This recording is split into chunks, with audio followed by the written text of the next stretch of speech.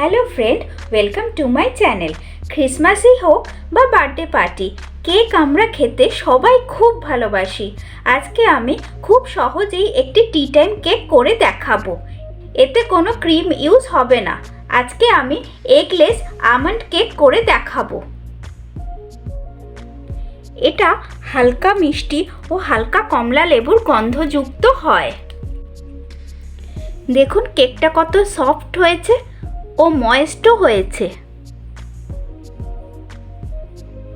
এটা খুব সুস্বাদু ও আমার ফেভারিট। রেসিপিটি যদি ভালো লাগে তো প্লিজ চ্যানেলটিকে সাবস্ক্রাইব করে নেওয়ার অনুরোধ রইল। পাশে থাকা বেল আইকনটিও প্রেস করে নেবেন। আমি যখন নতুন কোনো ভিডিও আপলোড করব আপনাদের কাছে তা সবার প্রথমে পৌঁছে যাবে।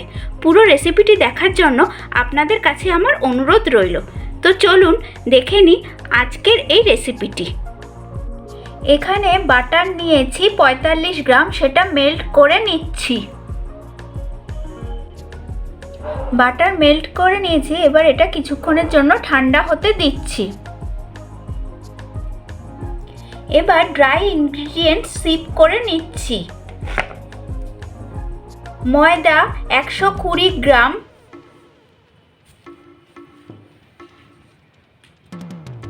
বেকিং পাউডার 1 টিস্পুন,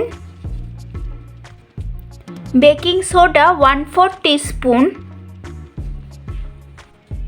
এবার এগুলো সব সিপ করে নিচ্ছি।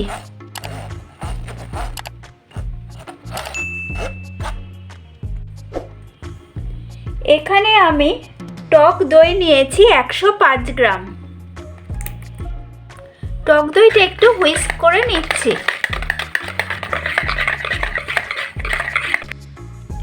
এতে এবার 75 গ্রাম কনডেন্স মিল্ক দিচ্ছি।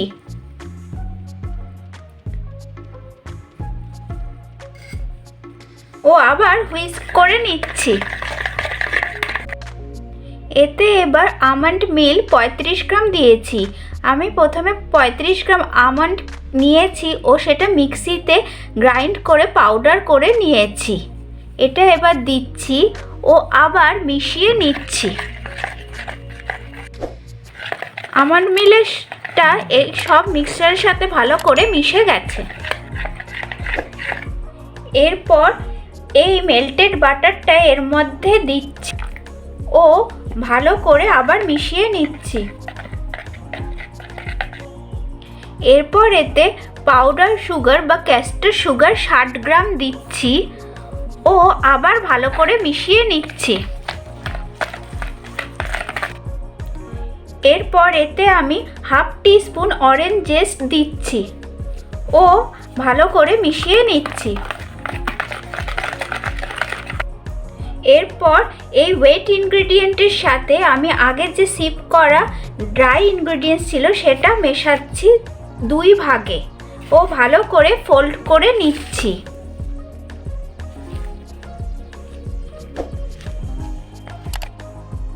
প্রথম ভাগের ময়দা ভালো করে মেশানো হয়ে গেছে। এবার আমি সেকেন্ড ব্যাচ দিচ্ছি ও আবার ভালো করে মিশিয়ে নিচ্ছি। আমার ব্যাটারটা রেডি হয়ে গেছে। এখানে আমি একটি 6 ইঞ্চের বেকিং টিন নিয়েছি। সেটাকে প্রথমে বাটার দিয়ে গ্রিস করেছি ও পরে ময়দা ডাস্ট করে নিয়েছি। এরপর এতে আমি কেকের ব্যাটারটা পোর করে দিচ্ছি।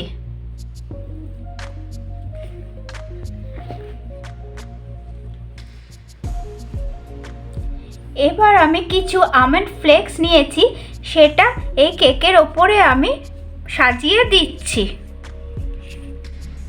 এবার এটা আমি বেক করব 180 ডিগ্রি সেন্টিগ্রেড প্রিহিটেড ওভেনে 180 ডিগ্রি সেন্টিগ্রেড টেম্পারেচারে 30 থেকে 40 মিনিটের জন্য। ফিরে আসছি আধ ঘন্টা পরে। কেকটা বেক হয়ে গেছে। বেক হতে টোটাল 30 মিনিট সময় লেগেছে। এবার কেকটা ঠান্ডা হলে আমি ডিমোল্ড করব। পুরো রেসিপিটি দেখার জন্য আপনাদের অসংখ্য ধন্যবাদ। আমার এই রেসিপিটি যদি আপনাদের ভালো লাগে তো প্লিজ চ্যানেলটাকে সাবস্ক্রাইব করে নেবেন। পাশে থাকা বেল আইকনটিও প্রেস করে নেবেন। বাড়িতে বানালে আমাকে কমেন্ট করতে ভুলবেন না। তাহলে আসি আজকে, টাটা।